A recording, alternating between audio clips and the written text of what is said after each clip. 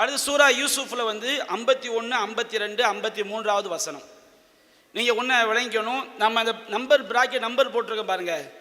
இந்த நம்பர்லாம் நபி காலத்துக்கு பின்னாடி போடப்பட்டது தான். நபி காலத்தில் என்ன கிடையாது, எண்கள் எல்லாம் கிடையாது. இப்போ அந்த வசனத்தை பாருங்க. காலமா ஹத்துபுக்குன்ன இது ராவத்துன்ன யூசுஃப் அன் நஃப்சி. இது சொல்றதுக்கு முன்னாடி ஒரு சின்ன ஃப்ளாஷ்பேக். யூசுஃப் அலைஹிஸ்ஸலாமும் ஜெயிலில் இருக்கிறாங்க.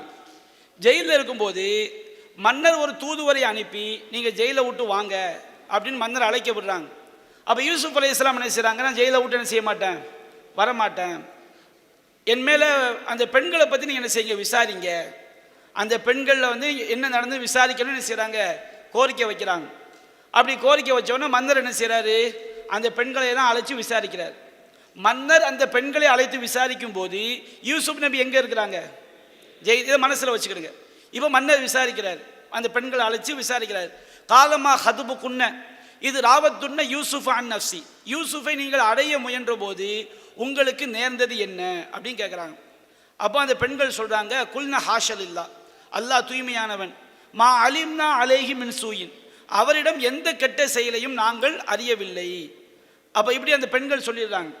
அப்போ அந்த நேரத்தில் அமைச்சருடைய மனைவி சொல்கிறா, அவள் அந்த பெண்களில் ஒருத்தியாக தான் இருக்கிறா. கால திம்ரத்துல் அசீஸ்.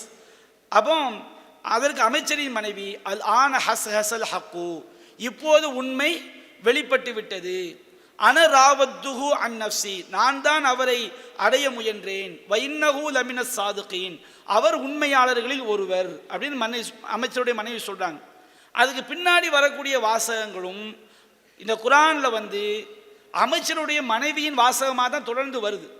ஆனால் நாம் இதற்கு முன்பாக பயன்படுத்திய மொழிபெயர்ப்புகள் எடுத்துக்கொண்டால் அந்த மொழிபெயர்ப்பில் இந்த 51ஆம் வசனம் முடிவு வரைக்கும் அமைச்சருடைய மனைவியின் வாசகமாக மொழிபெயர்த்துட்டு 52 யூசுப் நபியோடு சொன்னதாக என்ன செஞ்சுருக்கிறாங்க, மொழிபெயர்த்திருக்கிறாங்க.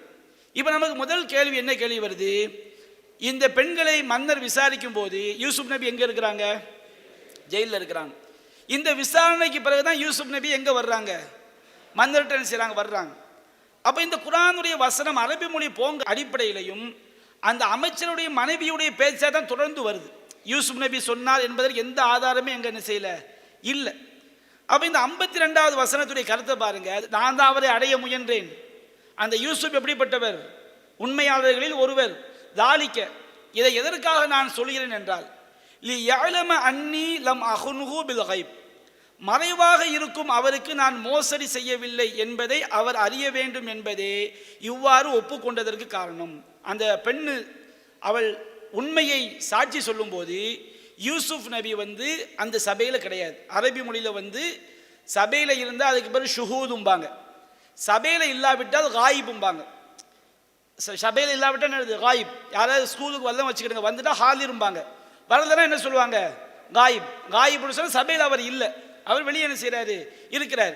அப்போ அவங்க சொல்கிறாங்க, தாலிக்கல் யாழம, அவர் அறிந்து கொள்ள வேண்டும். யார் அறிந்து கொள்ள வேண்டும், ஜெயிலில் இருக்கிற யூசுப், அவர் தெரிஞ்சுக்கணும். அந்நீலம் அஹனுஹு பில் கைப், அவர் இந்த சபையில் இல்லாவிட்டாலும், எனக்கு முன்னாடி இல்லாட்டாலும், அவர் மறைவாக இருந்தாலும், காயிபில் அவர் இருந்தாலும், நான் அவருக்கு மோசடி செய்யவில்லை. நான் உண்மையை பொய்யாவில் நான் சொல்லலை, நான் இதைத்தான் சொல்கிறேன், உண்மையைத்தான் நான் செய்கின்றேன், சொல்கின்றேன். வன்னல்லாஹலா எஹதில் கைதல் ஹாயினீன், அல்லாஹ் மோசடியாளர்களின் சூழ்ச்சிக்கு வழிகாட்ட மாட்டான். இதில் அவங்க என்ன மொழிபெயர்க்கிறவங்க என்ன விளங்கிடுறாங்க, இந்த வார்த்தையை மறைவாக இருக்கக்கூடிய அவருக்கு அந்த அமைச்சருடைய மனைவி யாரை நாடுறாங்க, யூசுப் நபியை நாடுறாங்க. இவங்க என்ன விளங்கிடுறாங்க, தன்னுடைய கணவரை நாடுகிறார் என்று விளங்கும் போது என்ன வந்துடுது, அவ தான் கணவருக்கு துரோகம் பண்ணிட்டாள. என்னைக்கு யூசுப் நபி சட்டையை பிடிக்க போனாலோ அப்பவுமே அவள் யாருக்கு துரோகம் பண்ணிட்டா, கணவருக்கு துரோகம். தப்பு நடக்குதோ நடக்கலையோ, தப்பு செய்வதற்காக இறங்கி விட்டாலே அவங்க என்ன செஞ்சிட்டாங்க, துரோகம் பண்ணிட்டாங்க. நபியா சொல்கிறாங்களா இல்லையா, ஏதாவது 2 பேர் 2 முஸ்லீம்கள் வாளால் மோதி கொண்டால் கொலை செய்தவனும் கொல்லப்பட்டவனும் செய்வான், நரகத்துக்கு போயிடுவான். அப்போ நபியா நாட்டுக்காக அல்லாஹ் தூதரே, கொலை செய்தவன் தப்பு செஞ்சிட்டான், கொல்லப்பட்டவன் நரகத்துக்கு போகணும். 2 பேருமே இவன் அவனை கொல்லணும்னு நினைச்சான், அவன் இவனை கொல்லணும்னு நினைச்சான், இவன் வாள் என்ன செஞ்சிருச்சு, முந்திருச்சு.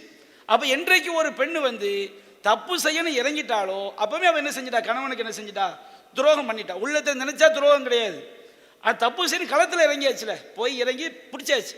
அப்போ இவங்க என்ன செய்கிறாங்க, இது அமைச்சருடைய மனைவியின் கூற்றாக வைத்து கொண்டால் அப்போ அவங்க என்ன நினைக்கிறார், தாலிக்கு அவர் அறிய வேண்டும். அவர் அறிவதற்காக அவர்னா அவங்க யாரை கொடுத்துட்றாங்க, அமைச்சருடைய அந்த அமைச்சருடைய மனைவி தன்னுடைய கணவனுக்கு சொல்வதாக விளங்கிக்கிறாங்க.